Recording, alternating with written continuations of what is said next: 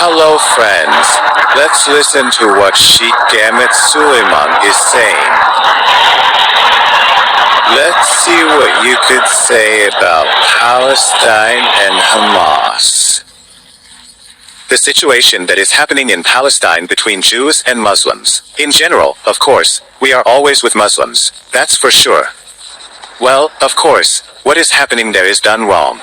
Not among these, nor among those. In general, this was a big mistake to start with. And many of you immediately know what the mistake is. The mistake is that killing is a sin according to the Quran. If you didn't know, because there is a rule in Sharia that if the enemy is strong, don't wake them up. Don't go to them and say, let's fight or go to war. But it is clear that you will lose. Therefore, what is happening is a big mistake. This is not the first time. They have always done this before. We go there for 1 or 2 weeks, and then Hamas addresses the Arab countries, especially those like Kuwait, Bahrain, Saudi Arabia, Qatar. Let's donate billions. The Jews destroyed everything, let's rebuild. This is not the first time. This is a big mistake. I don't know who gave the order to attack peaceful cities and start mocking. This is not Islam. And I also want to say that the currency in Palestine is the shekel, and Palestinians used to go to Israel to work. The fact that Palestinians with cancer used to go to Israel to receive treatment in Israeli hospitals. And I want to say that there are many Arabs and Palestinians living in Israel.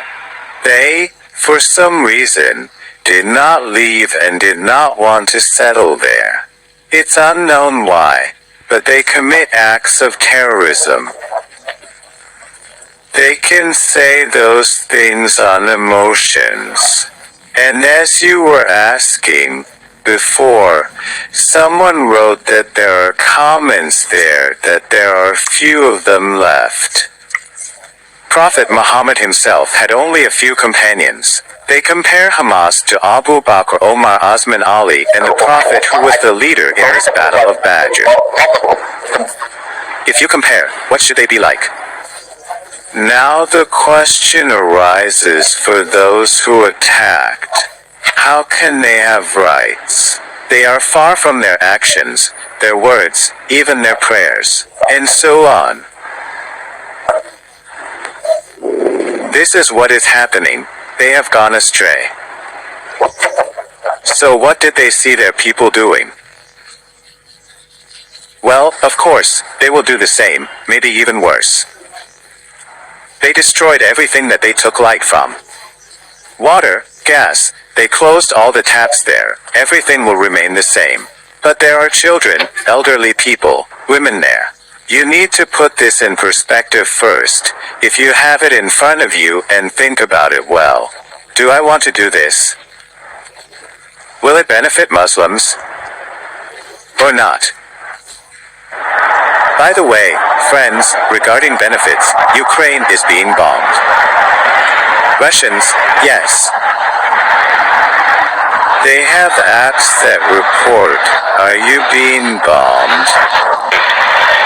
And they all run to possible basements that are open and hide. But Israel says, where will it bomb? Do you have any? 500 kilometers of tunnel and you can't hide your children, Palestinians. I have no words. How can someone be so foolish as not to hide their children? 500 kilometers, like the Moscow metro, well, there you can already hide all the children. It's horrible. Well, they don't think like that. That's a big mistake. May Allah help the Muslims. But this was a big mistake, a big one. And only now, the question comes to us. We should have thought about it.